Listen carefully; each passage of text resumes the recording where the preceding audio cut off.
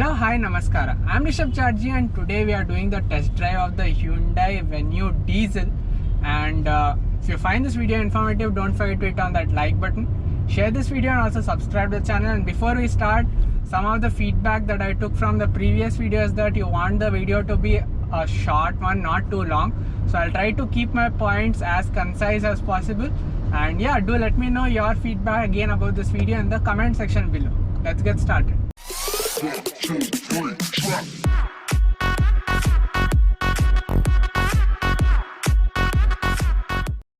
And this is our test drive review video. I won't be going into the details much because if you want to see the details about the car, then you can watch the walk around video that I did. In this video, I'll be just sharing the feel of driving this car. So let's start with the first, that is when you sit inside the car, how do you feel? So first thing that you notice is that you kind of get a premium kind of feeling that it's an expensive car. Now this is a top SXO model, so everything like full features, fully loaded. And before I start about this experience of driving, let me tell you a bit about the engine. So this is the 1.4 liter diesel. You might have seen the same engine in i20, Elite i20, and also in the Creta, the lower variants. Now how is the feedback of that, the same engine in those cars? So Elite i20, as you might already know, in diesel it is one of the best cars that you can buy. It has really good pickup, same engine, so pretty good feedback on that car. In Creta, in lower variants you get the 1.4 liter, in higher variants you get the 1.6. Now when you see in the Creta, the 1.4 liter is not as good as the 1.6 because it's a bigger car, but still people buy the 1.4 because it has better mileage, and people who drive mostly in city, they are not like they are okay with compromising with a smaller engine provided they're getting a better mileage. So this is the history about this engine. Now talking about how is it in Venue. So 6-speed manual transmission. This comes with cruise control too, everything, like as I already told you, it's completely loaded. So pickup is there. Below 1000, like around 1500 rpm, you can feel slight difference in the power, but after that, as you can see, now I'm putting full throttle and yeah, you can definitely feel the push. Now it's not like super, you'll be so much pushed back, but there is actually that good pickup feel. Press the throttle and you can actually feel this beep is because at 80 it gives a warning, so that is why the beep is. Steering is pretty good, like easy to control, it's not as light, and braking just now as I tried, it's very progressive and smooth. It is sharp, so if you press the brake hard, someone might hit you from back, so you need to get used to. But yeah, there is pretty good response. So clutch, okay, that is also something that is important since I'm driving in such traffic conditions. Clutch is very light. The engagement point, if you are driven any other Hyundai, it's the same, it's at the end. So if you are driving any other car, you will feel this slightly different. But since I drive a Hyundai a lot, so for me it is like the same as any other Hyundai. But if you are coming from any other brand, you will find this is slightly different because the engagement is very much at the end and it's very soft. So once you get used to it, you won't have much trouble. Now comparing this to DCT, the petrol one, I drove the automatic, I didn't drive the manual, so I can't say how is the manual, but automatic also felt pretty powerful. But since this is a manual and I drive mostly manual cars, I find like I have more control over the car. So yeah, that obviously that is because it's manual, so that will be there. But yeah, this is actually like, see, now I am below 1000 rpm, there is slight lag. Even if I put the foot down, I can feel the car is taking slight. Now 1800, now there is actual push. So below that rpm you will feel slight lag. I'm not feeling like the car is not going to go, I need to like gear down, but there is a U-turn here, no? Left. So what I was talking about, so that under 18,000 you will feel like slight 1800 rpm, you will feel slight difference in power. Above that I haven't gone all the way, but till whatever I've driven RPM, it has been pretty good. And second gear at this low RPM too, it's going pretty easily.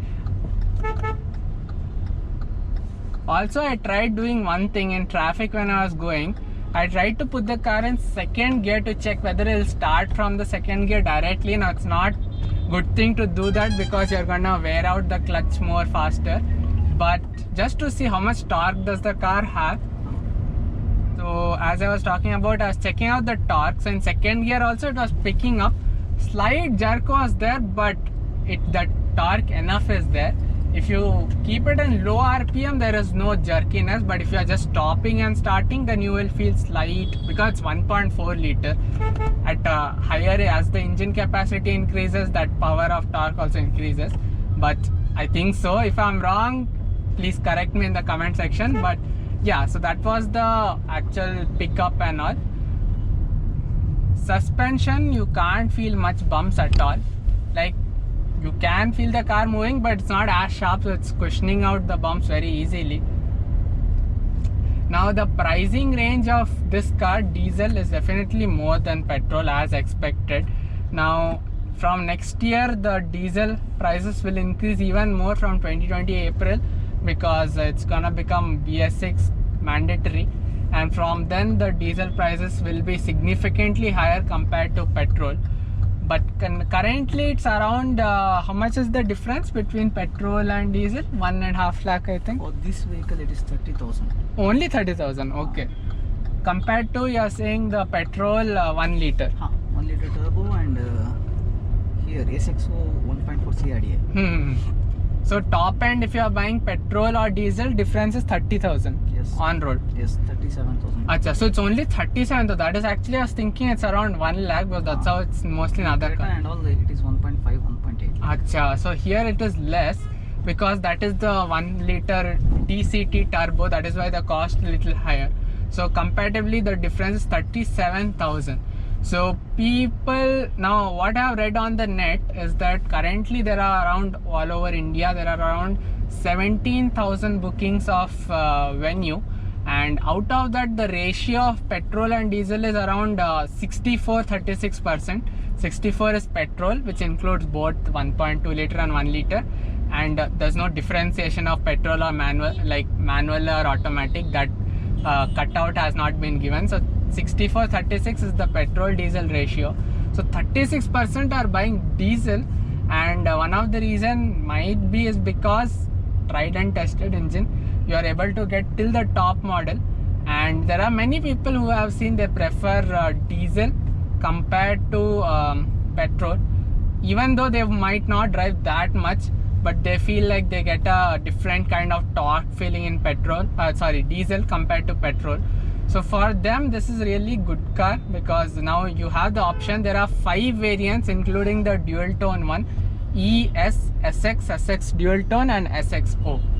So the range in Bangalore, it starts from around 9.50 lakhs, that is on road I'm saying, and goes all the way up to 13.67.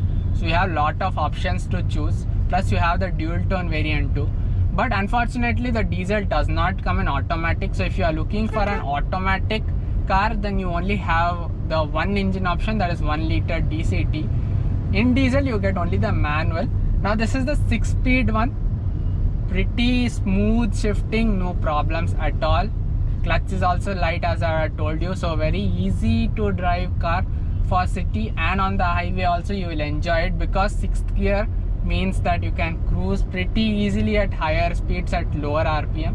And the 6-speed transmission on this is like if you have driven the Creta or the i20, it's the same. The reverse is in the first. Like normally when you put first in this, there's a locking mechanism, but like normally speaking, instead of the first you have the reverse, and then you have the first, second, third. So that is how the mechanism works. The good thing is that this one has the lock, so you won't put by mistake first gear. You have to press the button below the actual gear knob to engage the reverse gear.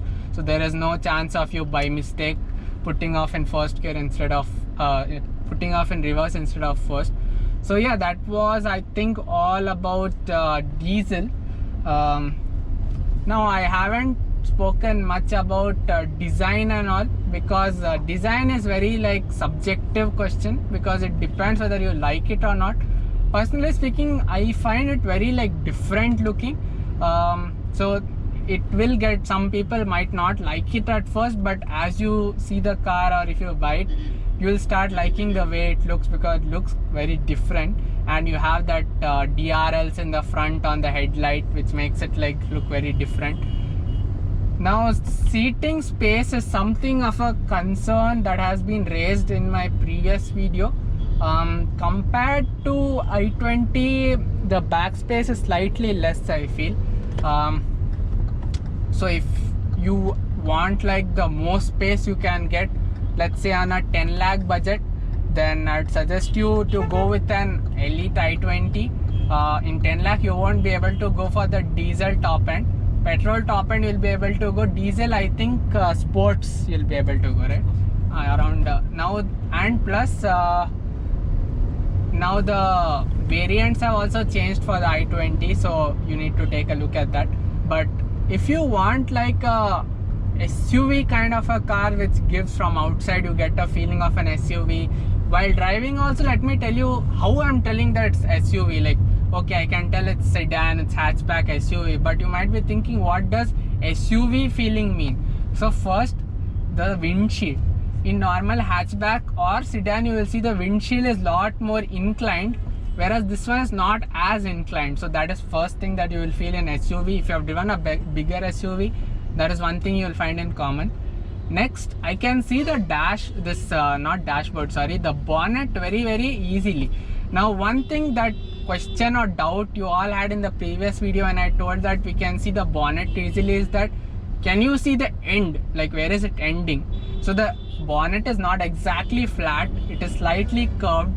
So when I look like this, I don't know exactly where is it ending. So that you have to have a good idea that where is the bonnet ending.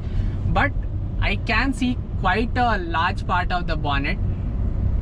But if you are thinking like if you have driven a Scorpio or something, you can see the ends very properly. Now this is not exactly completely flat, so you won't be able to see the ends, but you will have a good idea of where the bonnet is.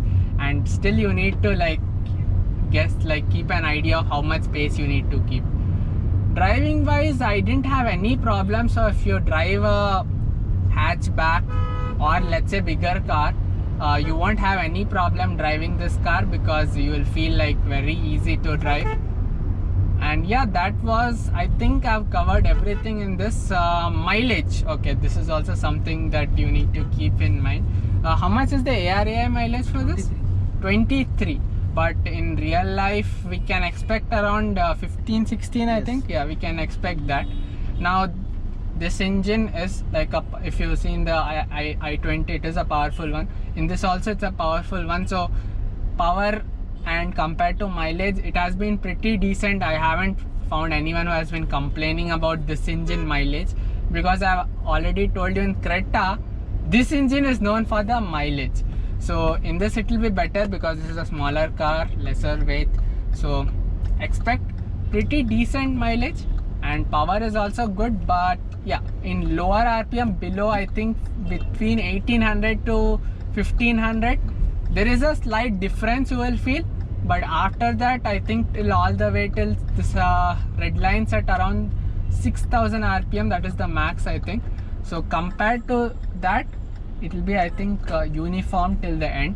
Now unfortunately I don't have that much space to test out the car very properly, because we have too much traffic here. But in whatever time I have driven the car, I've been pretty happy. And if I do any more observation in the front, I'll definitely let you know. And yeah, pretty good car in diesel. And if you are planning to go for a lower variant too, okay, he's trying to cross, so we'll give him way. So first gear full, okay, red lines at around 5000 RPM. The engine sound definitely increases at around, I think, about 2000 you can start feeling the engine sound. But one thing that I forgot to tell you is smoothness refinement. It's very smooth. Like when I was trying to redline it too, you can't feel the vibrations at all. Like suppose someone is listening with an earphone, they won't know that you are redlining or going at lower RPM. So it's very refined and no vibrations, nothing like that. Only sound increases. Now some people might like it, some people might not. Me personally, when I drive alone, I definitely like it because it gives a sporty kind of feeling. But if you're driving with family, then they might be a little scared while you're doing revving a lot. But it's a good kind of sound. It's not too loud too. Brake testings, it's pretty strong. So no complaints there. Comes with ABS, EBD, and this one also has this hill assist something, right? Yes, Oh yes. So hill assist is also there in this. I hope camera is little bit okay. This is fine. Straight, right? So what does the hill assist do exactly? It won't let the roll back. Okay. So it has all the advanced feature that you are looking for. So feature loaded, good engine, tried and tested, 4 liter, that is the Creta, and we'll do 4th gear, full. It's very quiet, slight air noise, but not at all too much. This guy won't give us way, so we have to brake. From here you should go down. Third gear, slight jerk over there because going too slow.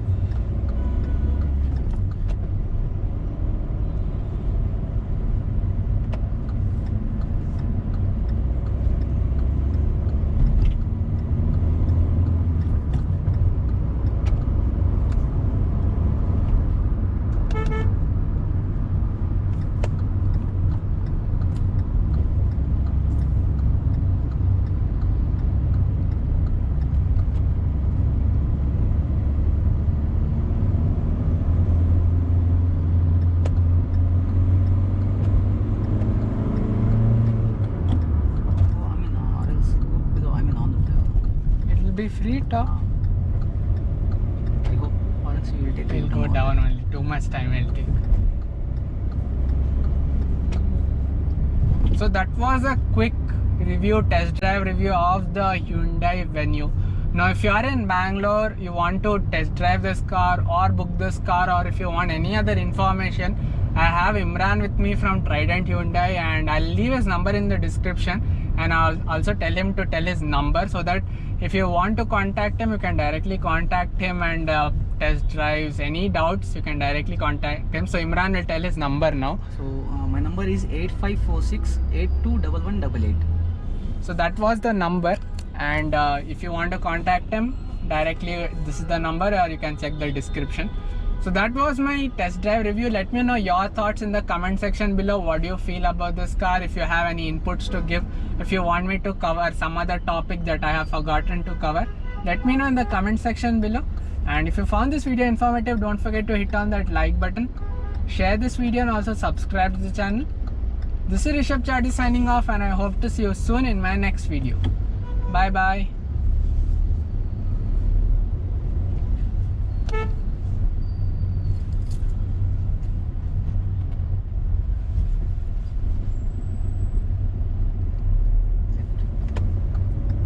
So just now, as you saw, like in a speed breaker in second gear, there is no jerk, but you will feel now second gear, I needed to shift to first gear. So sometimes you will feel the need of shifting gear, but in normal driving conditions, mostly I feel at least 50 to 60% you won't feel like you need to change gears. Sometimes in lower gear you might need. So that is one observation that I've made. Okay, second gear again. Yeah, so if you are going very slow, like below 10, then you have to shift gear. But if you are going at decent space, like decent speed, then you can keep it in that gear only, or keep it in higher gear, and the car won't have any problems.